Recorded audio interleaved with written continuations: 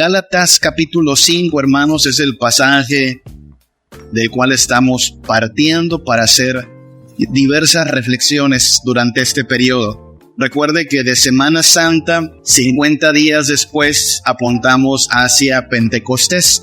No es que sea un domingo más especial que los demás, solo recuerde, el calendario litúrgico lo que propone es repartir a través de los 52 domingos que tiene un año. El calendario litúrgico reparte diversos pasajes del ministerio de Jesús, y uno de esos eventos del ministerio de Jesús es Pentecostés. Recuerde que Pentecostés es parte del ministerio de Jesús. Jesús se fue, Jesús ascendió a los cielos, pero antes dijo que enviaría a un consolador. De hecho, allá en Hechos, al principio de Hechos, vemos a Jesús diciéndole a sus discípulos: no se vayan de la ciudad, quédense, porque en poco tiempo vendrá sobre vosotros la promesa del Espíritu Santo. Y se cumplió. En Hechos capítulo 2 está registrado este evento. Entonces, yo sé, a lo mejor Pentecostés nos suena como a una denominación, como a gente gritando y aplaudiendo y saltando, pero en realidad Pentecostés, como lo entendemos, es la venida del Espíritu Santo, y el Espíritu Santo llegó para quedarse. Tampoco somos la iglesia que piensa que el Espíritu Santo viene y baja o nos visita. No, Él está con nosotros, Él habita con nosotros, y cuando el Espíritu Santo habita en sus hijos, en los hijos de Dios, empieza a obrar cambios. Aquí en Gálatas capítulo 5, versículos del 16 en adelante, por ejemplo, Pablo, el apóstol, establece que nosotros tenemos que vivir conforme a la palabra de Dios, y esta palabra de Dios nos lleva a la santidad. Hoy lo leímos en la declaración de fe. Los regenerados están siendo capacitados para morir más y más al pecado, para vencer las obras del pecado y para fortalecerse en el Espíritu. Gálatas 5:16 dice: digo pues, andad en el Espíritu y no satisfagáis los deseos de la carne. Hay una lucha. Me llama la atención que habla de la carne en términos de deseos, en términos de antojos, ¿no? En términos de antojos, nosotros sabemos lo que es tener antojos. La gastronomía mexicana es una cosa que hace muy difícil eso de mantenerse en el peso ideal. Hermanos, mis respetos para quien tiene bastante dominio sobre su vientre y puede decir: no, yo me mantengo en mi peso. Mi respeto, le admiro. No estoy diciendo que voy a imitarle, pero sí le admiro, y en verdad es toda una lucha. Mayor lucha aún es no satisfacer los deseos de la carne. Y si a usted le parece difícil aguantar ese deseo con este calor que está haciendo, algunos son aficionados de la Coca-Cola con mucho hielo, con estos calores que andan haciendo, es muy difícil decir no, agua. Bueno, si eso le parece difícil, satisfacer los deseos de la carne, no satisfacer los deseos de la carne, decirle no a la carne, no solo es difícil, hermano, es imposible. Usted solo, nosotros solos, no podemos por nosotros mismos luchar y vencer a la carne. Es imposible, es una batalla perdida.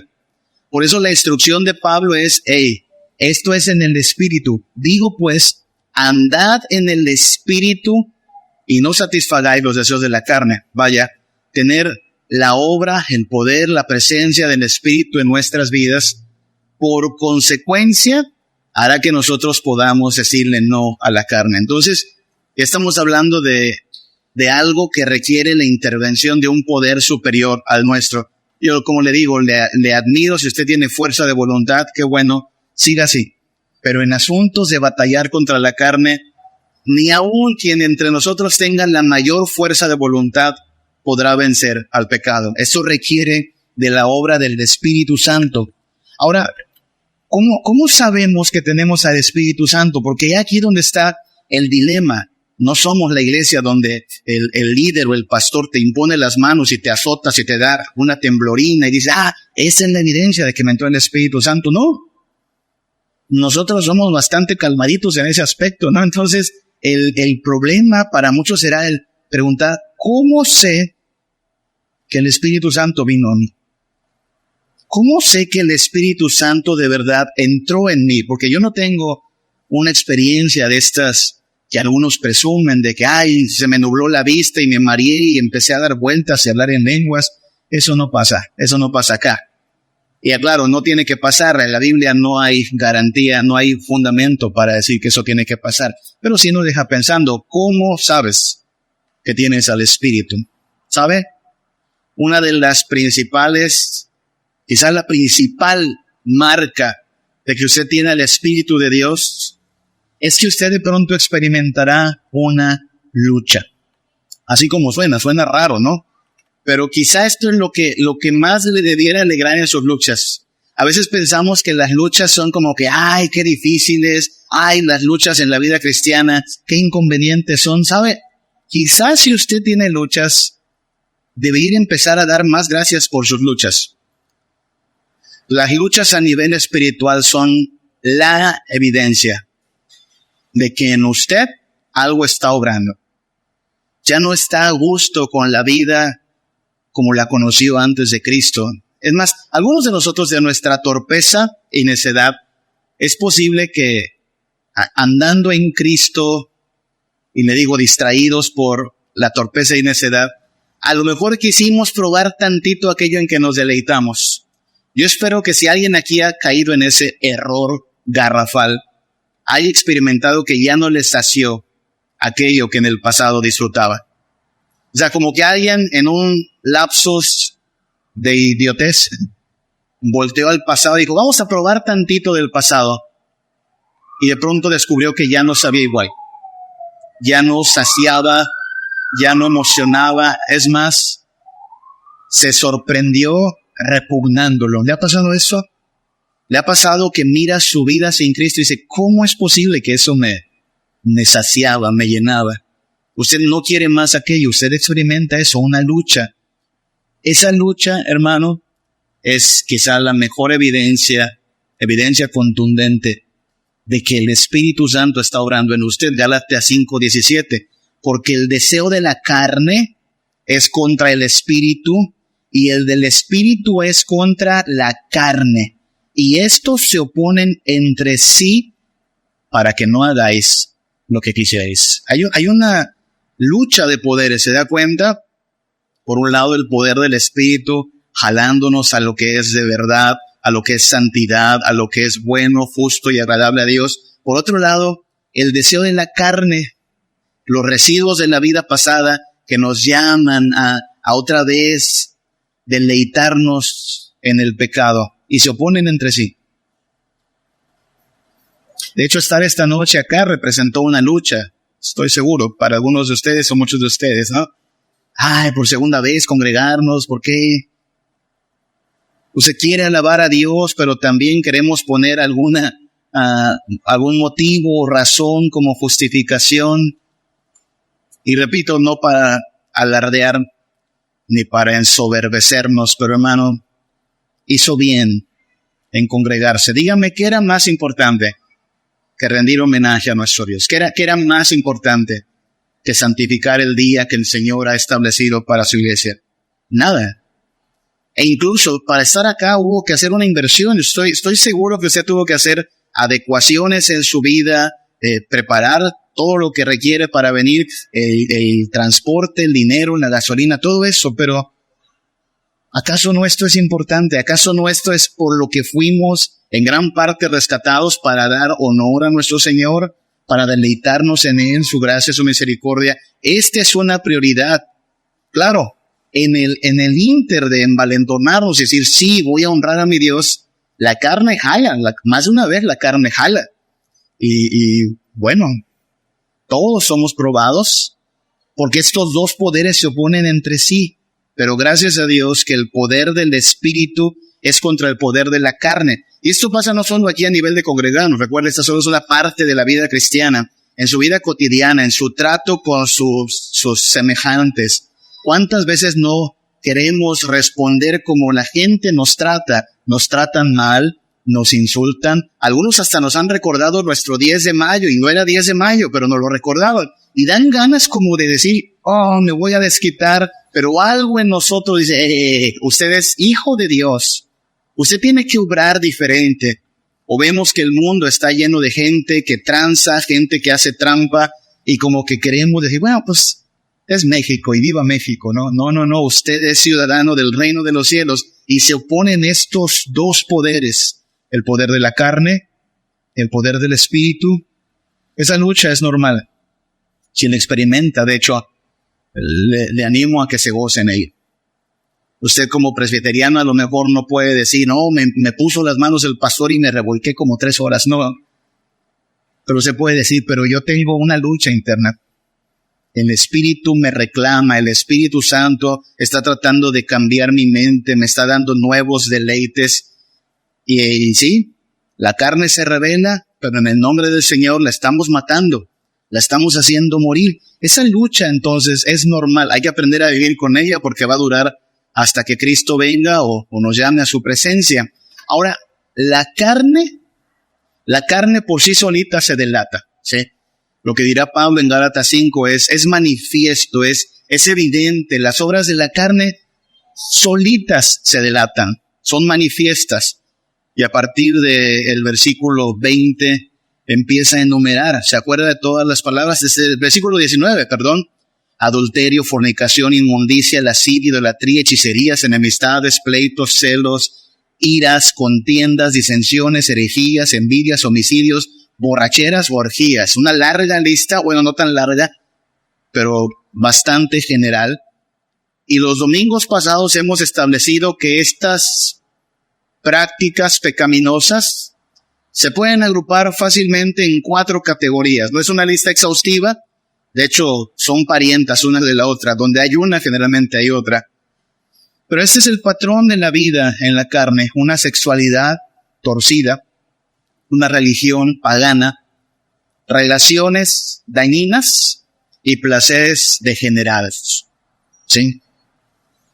Decíamos desde el primer día que tratamos esta lista, la sexualidad no es mala. ¿Se acuerda que hablamos de eso? Dios nos creó para disfrutar el deleite a nivel de la sexualidad, pero el marco de deleite, de disfrute de esta bendición es el matrimonio. Dicho de otra forma, solo los esposos pueden hacer el delicioso. ¿Vale? Así le llama el mundo, ¿no? El delicioso. Y yo creo que podemos llamarle así porque si usted lee Cantares, el libro de Cantares, usa esos términos. Le dice el esposo a la esposa, mi amada es una delicia. Y la esposa le dice al esposo, su fruto es delicioso. Y hay que decirlo, le voy a decir por qué.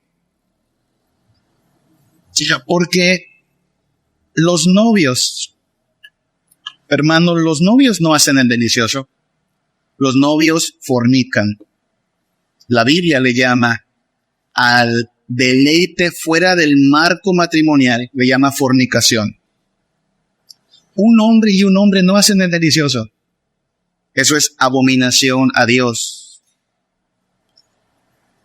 Los casados con sus amantes no hacen el delicioso. Adulteran. ¿Se da cuenta por qué es importante llamar a las cosas por su nombre? Porque en el mundo en que vivimos, tuve un amorío, no fue un amorío, fue adulterio. Tuve una aventura, no fue una aventura, fue fornicación.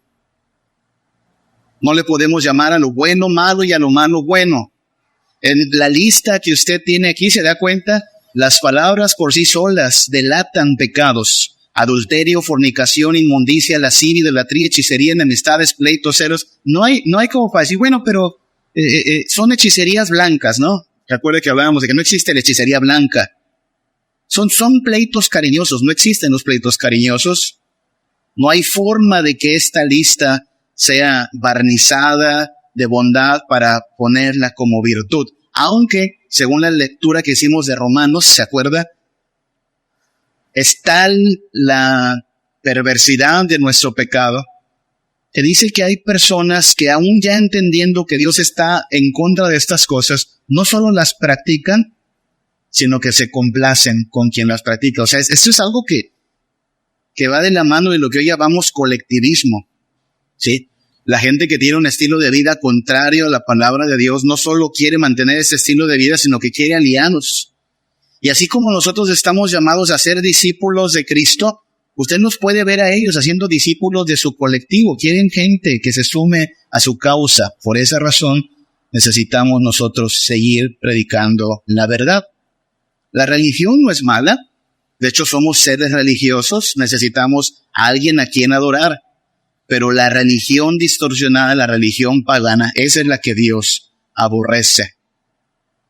Hablemos de esta última categoría, placeres. Placeres, dice, degenerados. Esa es nuestra categoría, ¿no?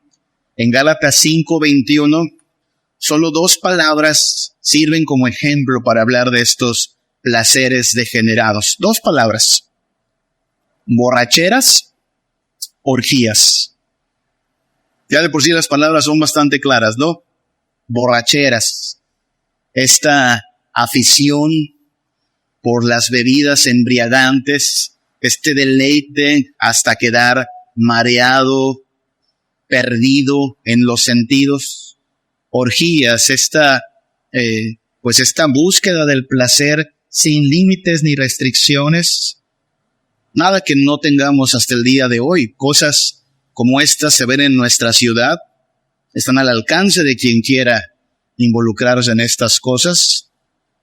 Note que la lista que ha elaborado Pablo no es exhaustiva, dice, y cosas semejantes, o sea, más lo que se le junte, lo que se le añada.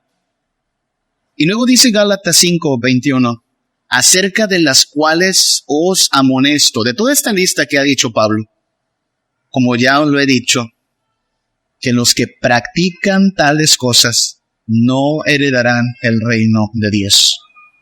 ¿Cómo ve eso? Los que practican tales cosas no heredarán el reino de Dios. Suena bastante sencillo de entender, ¿no? El problema está en que algunas de estas cosas las practicamos nosotros. No sé si ya lo notó. Digo, de algunas de estas podemos decir, no, ahí yo no he participado de ella. Pero mire la lista del versículo 20. Pleitos. ¿Le ha entrado a usted algún pleito? Iras. ¿Es algo que usted hace? ¿La ira? Envidias. Versículo 21. Envidias. ¿Ha tenido usted envidia? La verdad es que de algunas de estas cosas sí somos culpables. Y entonces la pregunta es, caray, ¿me voy a ir al infierno? Porque aquí dice que los que practican tales cosas no heredarán el reino de Dios.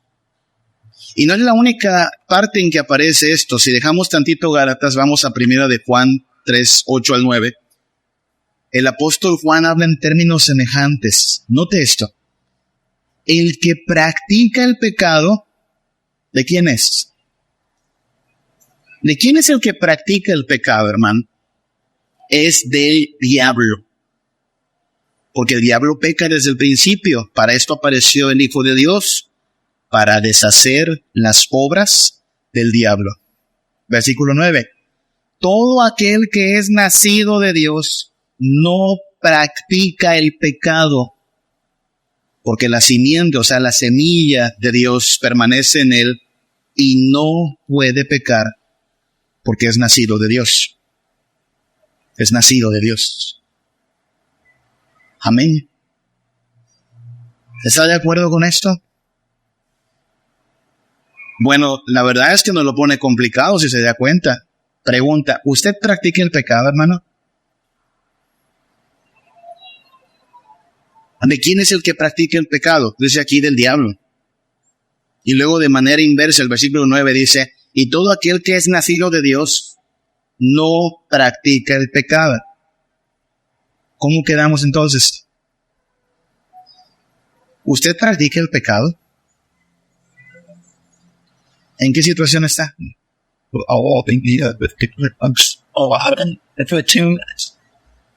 Pues ya quedó claro, ¿no? Si el que practica el pecado es del diablo, yo practico el pecado, soy del diablo. No, soy hijo de Dios. Entonces no practicas el pecado, porque el que es de Dios no practica el pecado. ¿Cómo queda? ¿Qué somos? Bueno, hay que entender algunas cosas, hermanos. Practicar el pecado no es lo mismo que cometer un pecado, ¿ok? Ahora quiero aclarar No estamos aquí justificando el pecado. Lo que daré a continuación no es dar permiso para que peque libremente. No es esta una concesión para que digas, bueno, ya dijo el pastor que no es tan grave el pecado, entonces vamos a darle vuelo a la hilacha para que entonces de todos modos el perdón de Dios sea asegurado. No es lo que estamos haciendo. Lo que estoy tratando de hacer es prevenir que alguien con una información distorsionada algún día nos ponga en una encrucijada diciendo, ves, pues tú no puedes pecar, y si pecas, pues no eres cristiano. Aquí la clave está en la palabra, el término, el concepto practicar. Practicar. No es lo mismo practicar el pecado que cometer un pecado. Pensemos en la idea de practicar. Ore porque Dios nos bendiga con algunos músicos, ¿sabe? Porque tenemos muy buenos músicos, el Carlitos, el Pine, el hermano Cristian, pero puesto que han adquirido algunas responsabilidades, pues no siempre nos pueden acompañar. Churi también. Está bien padre cuando se juntan, pero a veces el trabajo no les permite llegar a todos. Pero si vamos a tener nuevos músicos, ¿qué se necesita? Practicar. Ese chaparro, el Axel, dice que quiere tocar la batería, pero ¿qué le digo yo? Pues practica, ¿no? Porque nada más aporrea todavía, es un niño. Uno lo entiende, requiere práctica. ¿Y qué es práctica? Práctica es apartar tiempo, apartar lugar, y hacer el ejercicio una y otra vez. ¿Y qué está buscando el que practica? ¿Hacerlo peor o hacerlo mejor? Hacerlo mejor. Así es que la práctica involucra el deseo de irlo haciendo mejor. Piensa en eso aplicado a lo que dice aquí el apóstol Juan. Cuando habla de practicar el pecado, se está refiriendo a aquel que está haciendo del pecado algo habitual, algo continuo y cotidiano, algo en lo cual se está haciendo hasta profesional. Hay gente que está escalando niveles de pecaminosidad en los cuales de manera natural le sale, no lo cachan, no lo atrapan, y es más, su conciencia cada vez le acusa menos. Porque usted y yo sabemos algo que pasa cuando pecamos. En nuestra testarudez, cuando ahí vamos de tercos a hacer algo que no debemos hacer, hay algo que nos regaló Dios que se llama conciencia, que es como una alerta que se prende. Pero pasa lo mismo que hacemos con algunas luces que se prenden en el tablero del auto, ¿se acuerdan? Se prende una luz y la ignoramos. Y eso hace la gente con la conciencia. Se prende la alarma. ¡Ay, eso no está bien! La apagamos. Esa conciencia se va haciendo insensible. Y entonces hay gente que está escalando niveles de pecado. Insisto, le está saliendo cada vez mejor. La conciencia ya está tan cauterizada que ni siquiera le da vergüenza. Y bueno, esa persona está practicando el pecado. Hasta ya está calendarizando a lo mejor cuándo es la próxima vez que hará esto o aquello. Ya lo planea y lo disfruta.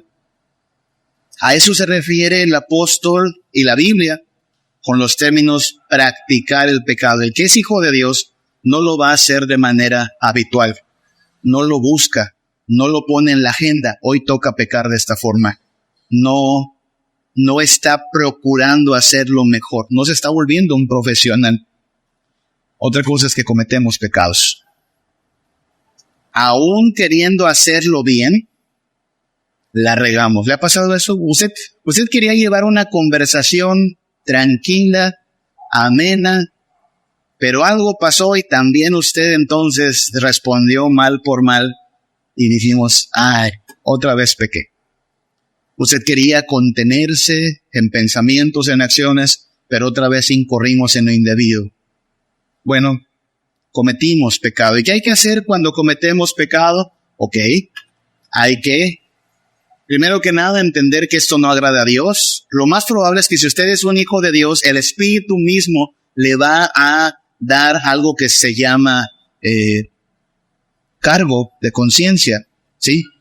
El Espíritu Santo hará una obra en nosotros que nos estará dejando intranquilos, que nos va a lastimar incluso, de manera que este malestar nos lleve en arrepentimiento y fe a Cristo. Es la promesa que está en Isaías 55:7. Deje el impío su camino y el hombre inicuo sus pensamientos y vuélvase a Jehová. Miren lo que hay que hacer.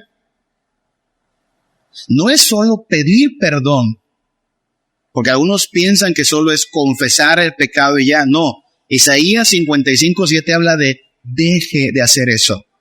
Lo que sea que esté haciendo, que esté contrario a la voluntad de Dios, si ya entendió que esto está mal, si ya el Espíritu Santo le reveló por su obra interna y por su palabra que esto está mal, déjelo.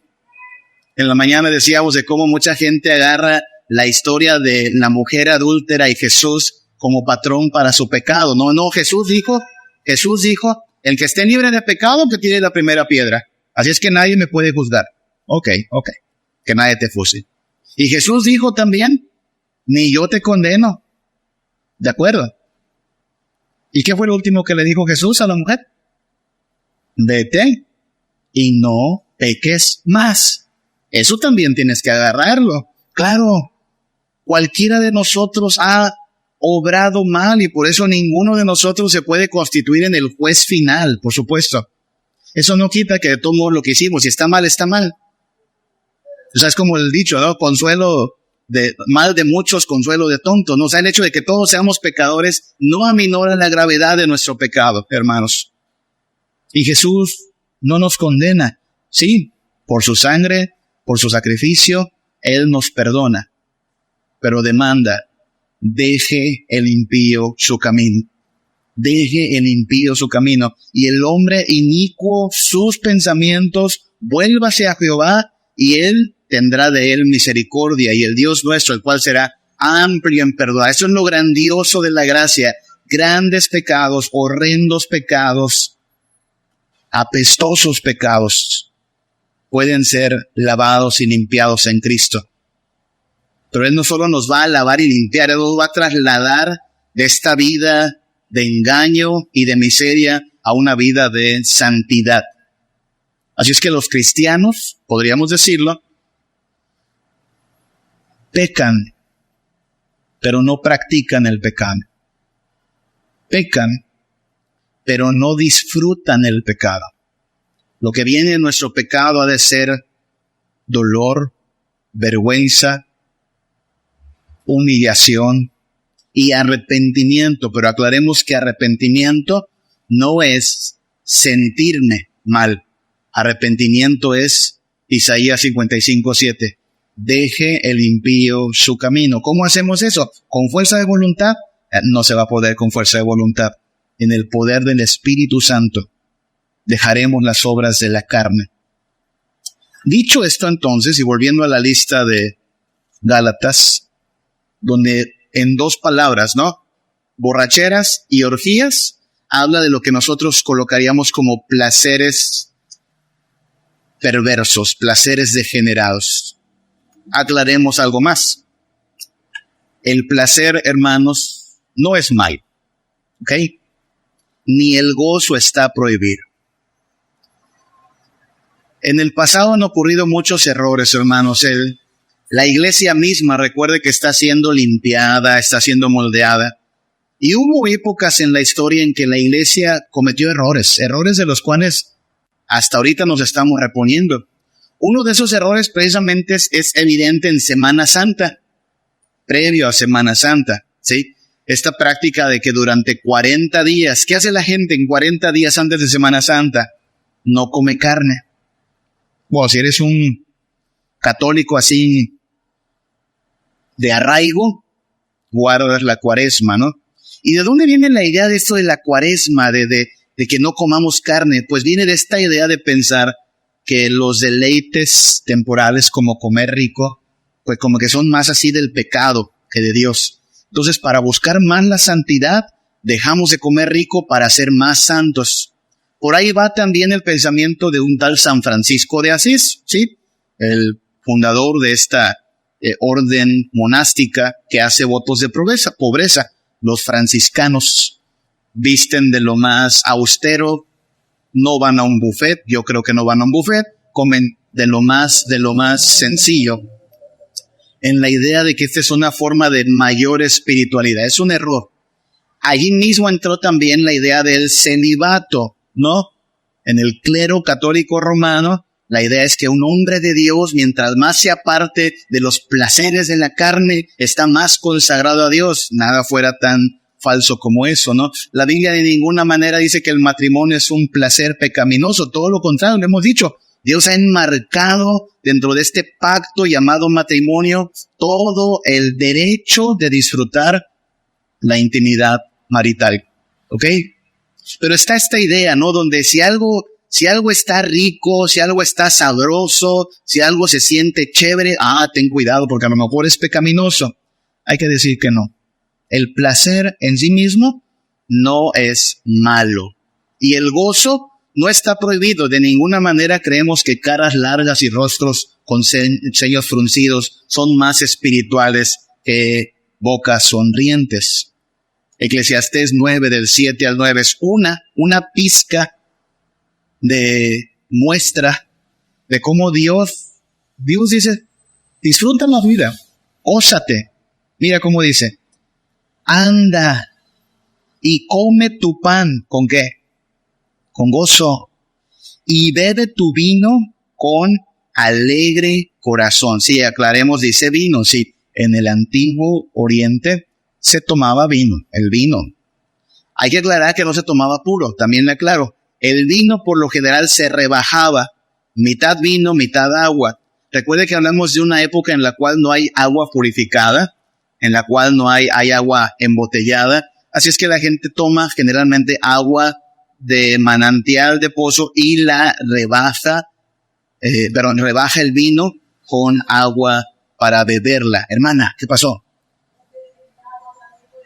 No, sí era fermentado, hay que decirlo, el vino sí era fermentado, porque precisamente con esa fermentación, con esa carga de alcohol, se volvía antiséptico para el agua, precisamente. Era la forma en la cual podían beber algo, ¿por qué no decirlo? Rico, y a la vez que limpiaba o mantenía el agua un poco, pues, bebible, ¿no? Yo sé que puede ser raro porque nosotros a lo mejor crecimos pensando que todo vino es pecado, ¿no? Y de ahí es donde viene a veces el exceso, ¿no? De mirar con ojos ya cautelosos. ¡Ay, es el diablo!, ¿no? Pregunta, hermano, ¿se ha comido alguna vez un chocolatito esos que tienen un poquito de tequila adentro? ¿Se ha comido uno de esos? ¿A qué saben? ¿Saben? ¡Ay, qué feo! ¡Qué horrendo! ¿Sabes? ¿Sí sabe feo? No, está sabroso. Digo, tendrías que comerte no sé cuántos chocolates de esos para emborracharte, ¿no? Pero es un deleite. Se vale. ¿Ha comido carne envinada? ¿Algún corte envinado? Es más, ya para el uso que se le da en la cocina, pues ya perdió sus grados de alcohol, ya solo sirvió para darle sabor. A lo que es eso, ¿se da cuenta? Yo crecí en un entorno donde hasta estas cosas se veían como pecado, de verdad. Ay, va, tiene alcohol, o sea, una gotita de alcohol ya es para preocuparse, ¿no? No, hay que ser moderados. De hecho, lo que la Biblia prohíbe, y otra vez lo voy a decir con toda cautela, no quiero que siga el pastor dijo que puedo tomar cerveza o alcohol, no. En sí no es pecado, ¿ok? Tomar cerveza, alcohol, vino, no es pecado en sí ello. La borrachera es el pecado. Es decir, una persona que no pone freno, que no pone límite, que vive para este vicio, hermano, esta persona evidentemente ha hecho de este deleite un ídolo. Ahora, la recomendación de la Biblia es que si aplicamos sabiduría, y si todo borracho comenzó con una copa, hermanos, quizá lo más sabio es no andarle jugando a estos deleites que pueden salir muy, muy caros, ¿ok? La sabiduría indica que si un six de cervezas, la última vez que fui a la tienda, hermanos, está carísimo el vicio, cada vez más caro. Si con esa cerveza, si no comprándola, alimentarías a una familia una vez al día, pues parece que es más sabio decir, comamos bien en vez de emborracharnos, ¿no? Muchas cosas que podemos decir de esto, pero lo que dice Eclesiastés es en este marco: come tu pan con gozo, Eclesiastés 9:7, bebe tu vino con alegre corazón, o sea, gózate, disfrútalo. No hay vino, horchata, su agua de tamarindo, su coca, aunque la coca también hace daño, ¿no? Porque tus obras ya son agradables ante Dios. O sea, Dios no se enoja porque lo hagas. Si usted comió hoy rico, yo espero que usted haya comido con gozo. Se vale. Dios quiere que nos gocemos. Luego dice el versículo 8, en todo tiempo sean blancos tus vestidos. O sea, viste bonito. Nunca falte ungüento sobre tu cabeza. El ungüento era, algunos dicen que era entre lo que hoy conocemos como el maquillaje y otros lo que hoy conocemos como el perfume, o incluso ambas cosas. Recuerde que en el pasado el ungüento se utilizaba tanto como maquillaje como perfume. Ponte perfume. Ahora, hermanos, el perfume es algo de primera necesidad, hermanos. ¿Necesitamos perfume para vivir? No. Pero está rico oler bonito, ¿no? Está rico que alguien tenga una presencia, pues, alineada. En todo tiempo sean blancos tus vestidos, nunca falte ungüento sobre tu cabeza. Versículo 9, goza de la vida con la mujer que amas todos los días de la vida de tu vanidad que te son dados debajo del sol. Te puedes casar, puedes formar una familia, disfruta eso. Me encanta cómo la palabra de Dios le dice al pueblo de Dios, aprovecha, goza, disfruta. Y estos son placeres, hermanos, comer, beber, vestir bien, arreglarse, oler bonito, tener una compañía, alguien con quien pasar tus días. Disfrútenlo, disfrútenlo. Son placeres sanos, placeres santos, placeres que no están prohibidos. Ahora, en su contraparte, la carnalidad, ¿qué es lo que sí hace? Lo que hace es ofrecer placeres de segunda.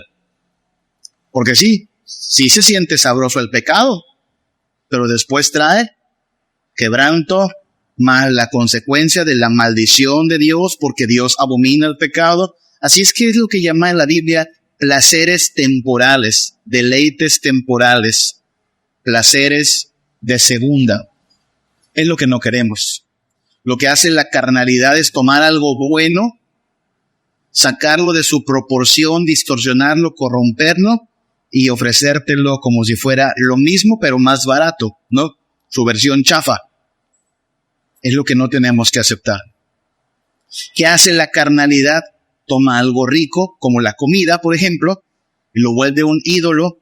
Y usted sabe, hay personas que tienen problemas en verdad con la comida, tanto por glotonería como por todos estos trastornos del siglo XXI, ¿no? Anorexia y bulimia y cosas como estas. La Biblia no dice que está mal tener dinero, tener prosperidad, pero la carnalidad toma esto y lo envuelve en avaricia, lo envuelve en envidia, lo envuelve en el deseo de acaparar los bienes temporales nada más, y entonces lo convierte en un ídolo.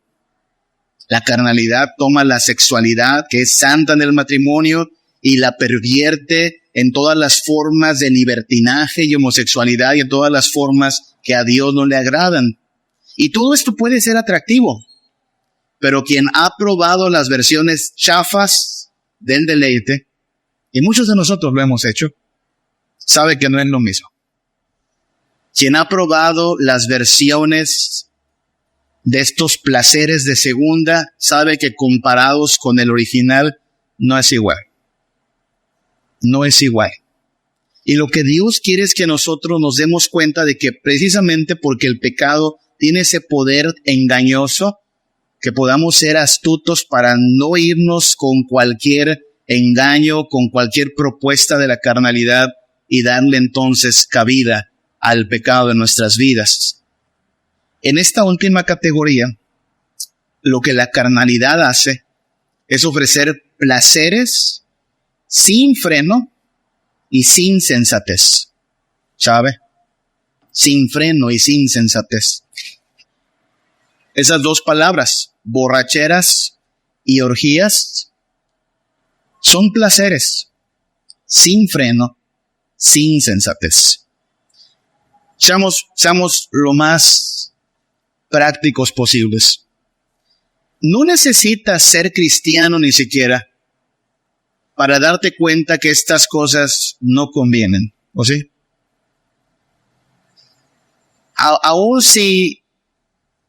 Aún si alguien no es cristiano, pero aplicando tantito sentido común, que a veces es el menos común de los sentidos, sabríamos que no conviene ni el desenfreno ni la insensatez. ¿Cuándo? ¿En qué universo la borrachera produce bienestar? ¿Qué bienestares vienen de la borrachera, hermanos? Todo lo que tenemos es una cadena de calamidades a partir de un borracho. Donde tiene un borracho, tiene una familia en miseria, tiene violencia, tiene un padre ausente que hace mucho que perdió la honorabilidad delante de su esposa y sus hijos, tiene hijos descuidados, tiene tarde o temprano accidentes. Es la razón por la cual hasta nuestro gobierno lo sabe y pone ciertos filtros para que gente alcoholizada no ande manejando un auto. No hace falta ni siquiera ser cristianos, hermanos, para saber que una sociedad intoxicada por el vicio siempre acaba mal. No hace falta ser cristiano para saber que involucrarse en el desenfreno, en las orgías y cualquier cosa que se les parezca, acaban mal. En la mañana hablábamos de cómo los índices de contagio de VIH se elevan aquí, en este estado. Este estado es uno de los que más índices de contagio tiene. Y las autoridades lo saben, por eso hacen estas campañas, ¿no?, de protección y de concientización, porque se vuelve un problema para toda sociedad. Y sin embargo, recuerde que la lista de Pablo no es exhaustiva. A lo mejor nos parecen grotescos, la borrachera, ¡ay, sí, qué feo! Si usted conoce una familia con ese problema, sabe lo feo que es. Las orgías, cuánta inmoralidad, cuánta perversidad, sí. Pero ¿qué otras cosas podrían caber en esta categoría donde irían cosas que se vuelven placeres sin freno, sin sensatez? ¿Qué otras cosas habría que colocar allí? Porque la lista, insisto, no es exhaustiva. Cualquier placer que se nos presente sin freno y sin sensatez, debe ir en la lista. ¿Sabe qué pondría? ¿Ha oído hablar de la ludopatía? ¿Qué es la ludopatía? Es una forma muy sofisticada de llamarle a alguien que no tiene freno para envolverse en problemas de apuestas y de juegos. Ahí hay casinos en esta ciudad y gente que lo ha perdido todo, que ha empeñado todo porque no puso freno y porque actuó de manera insensata. O sea, eso pasa solo en las películas o en La Rosa de Guadalupe. No, pasa en la vida real. Placeres sin freno. Y es que es un placer. Esta gente dice, es que la adrenalina de estar jugando, sí, pero es insensato. Es algo que te ofrece un placer sin freno y sin sensatez. No es lo más apropiado. ¿Ha oído hablar de gente que dice que padece de compras compulsivas? ¿Compras compulsivas? Avaricia le llama la Biblia, ¿no? Sí, claro, tomar un plástico y andar dando tarjetazo y tarjetazo y tarjetazo. Ahora, ¿es un placer comprar, hermanos? Oh, sí, comprar es un placer. ¿A poco no se siente rico? Estrenar cosas, llegar con bolsas que huelen a nuevo. Sí, pero ese placer, si no tiene freno, si no tiene sensatez, no es espiritual, es carnal. Hay gente que le encanta jugar en el enamorado. No quiere una relación con nadie, pero ese sentimiento del jugar al enamorado, ese sentimiento del romanticismo, y anda cambiando de novio como si fueran calcetines, porque lo que le gusta es eso de la sensación romántica. Romántico empedernido se llama. No, la Biblia no le llama así. Y no hay freno, no hay sensatez. Cualquier conducta, hermanos, que represente un deleite sin freno, sin sensatez, cae en esta categoría. Así es que a lo mejor nos suena así, ay, qué fea la borrachera y la orgía. Sí, pero muchas otras cosas van allí. Cualquier cosa que se vuelva un vicio va allí. Cualquier cosa que nos vuelva esclavos va allí. Cualquier cosa que se vuelva importante en nuestra agenda de manera que todo el tiempo tenemos que estar satisfaciendo de ello y se va incrementando el control de ello, entra en esta categoría. Y por eso Pablo dice, hermanos, tengan cuidado porque estas cosas no acaban bien. ¿Qué necesitamos hacer? Bueno, hay que desechar el desenfreno y la insensatez. Un cristiano no busca el desenfreno, hermanos. Todo lo contrario. Un cristiano busca que el Espíritu de Dios nos domine. Por eso aquí no vamos a hablar del obrar del Espíritu en forma de estas manifestaciones externas, ¿no? Que se cae, que habla en lengua. No. Que el Espíritu de Dios te domine. De hecho, esa es una razón más para estar en contra de esas pseudo manifestaciones del Espíritu. O sea, si la persona está como trompo bailador, dando vuelta y vuelta y berreando y haciendo cosas, hermano, eso no me parece que tenga freno. No me parece que el Espíritu de Dios obre así, de manera descontrolada. ¿Qué es lo que va a hacer el Espíritu de Dios? Poner freno, poner límites. No puedo hacer eso. No quiero hacer eso. No es que me dé baños de pureza, es que estoy siendo santificado.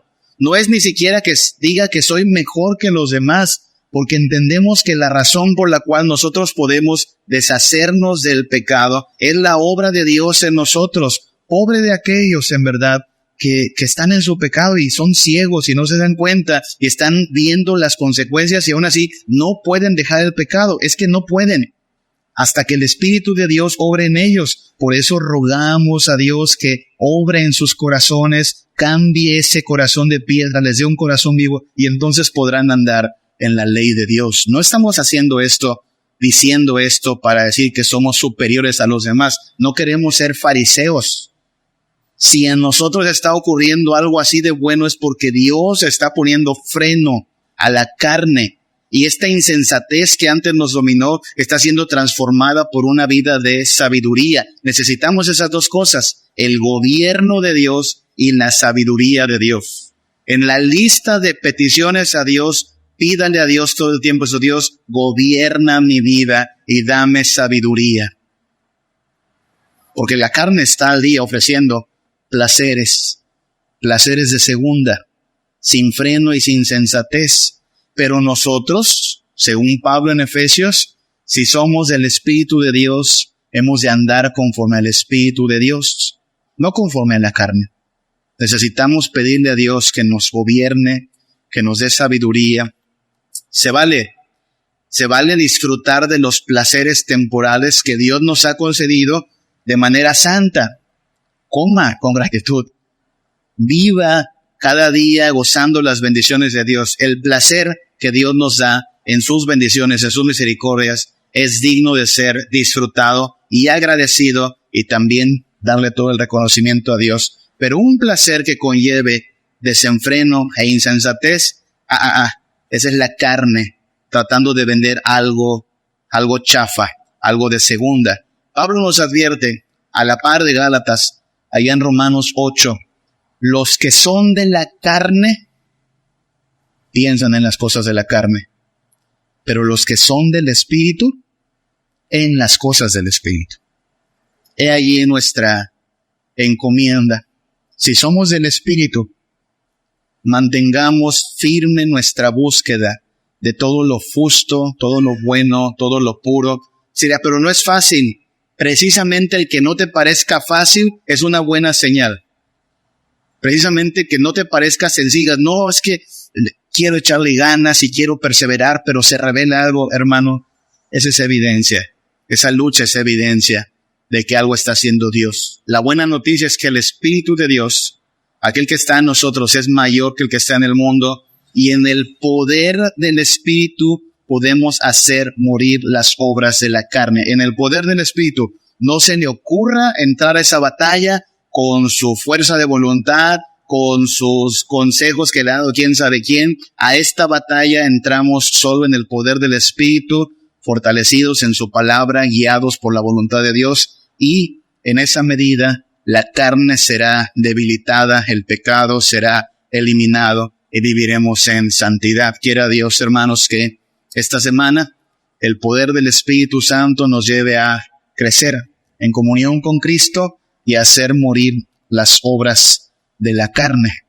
Oremos. Padre, te damos muchas gracias, porque para ti hacer cambios en nuestra vida es posible para nosotros, Señor. Es algo que excede a nuestras fuerzas, pero por tu poder, la insensatez puede ser echada a un lado y podemos vivir en sabiduría. Por tu poder, podemos poner freno y límite a todo lo que es vano, sin sentido, perverso y malo delante de ti, Padre. Oh Señor, cuán afortunados son los que hoy anhelan vivir en santidad. Ese deseo viene de tu Espíritu. Cuán afortunado es quien hoy quiere pelear contra el pecado. Eso viene de tu Espíritu, Padre. Quien experimenta hambre de tu palabra, eso viene de tu Espíritu. Y quien se ha podido deleitar en cantarte y alabarte, eso viene también de tu Espíritu, Señor. Y te pedimos que cuando nuestra carne se revela y nos quiere alejar de esta búsqueda de ti, que sea poderoso tu Espíritu para reclamarnos y dominarnos y entonces llevarnos a afirmar de quién somos, quién nos ha comprado, en quién hemos descubierto verdadero gozo, verdadera dicha y un placer que no importan las circunstancias, permanece con nosotros, Padre. Enséñanos entonces a ser fieles a ti, a armarnos de valor, a fortalecernos en tu Espíritu y por tu Espíritu Santo hacer morir las obras de la carne, Padre. Gracias porque así de poderoso eres y entonces esta batalla está asegurada para tus hijos, Padre. Llévanos con bien, no nos dejes caer en tentación, líbranos del mal, Padre. Te lo pedimos en el nombre de Cristo Jesús. Amén. Tu palabra es mi sustento. Tu palabra es la verdad. Tu palabra es fundamento. Solo en ella puedo confiar. Tu palabra perfecta es, tu palabra eterna es, tu palabra es libertad y solo en ella puedo descansar. Tu palabra es gracia y verdad, tu palabra es sanidad. Señor, ¿a quién iremos si solo tus palabras son vida?